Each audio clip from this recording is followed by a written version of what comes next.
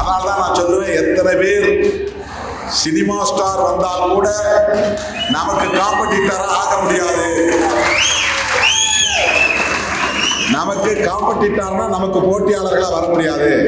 நம்ம களமே வேற. Meenakshi Faculty of Occupational Therapy. Admission open for BOT and MOT. Apply now. சாதி அடிப்படையிலோ மத அடிப்படையிலோ மக்களை திரட்டி வைத்துக் கொண்டு வாக்கு வங்கியை உருவாக்கி வைத்துக் கொண்டு பேரம் பேசுகிற அரசியலை ஒரு குறிப்பிட்ட காலத்துக்கு மேல் செய்ய முடியாது. அது யார் செய்தாலுமே ஒரு கட்டத்துக்கு மேல் அது போய் சேச்சுரேட் ஆகி நின்று போயிடும். அதுக்கப்புறம் அதை நகர்த்த முடியாது.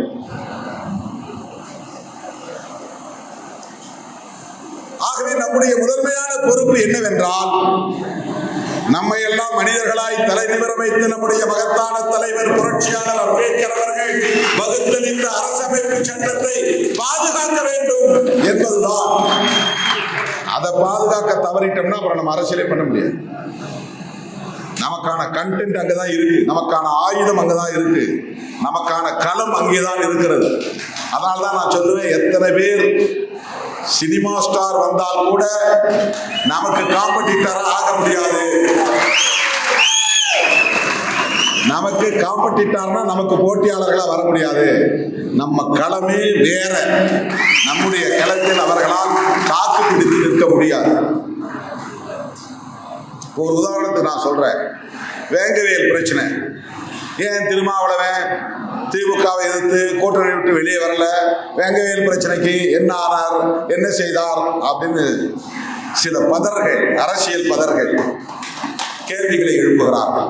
பதர்னா என்னன்னு தெரியுமா? அதுலயும் கண்டென்ட் இருக்காது, அதான் பதர்.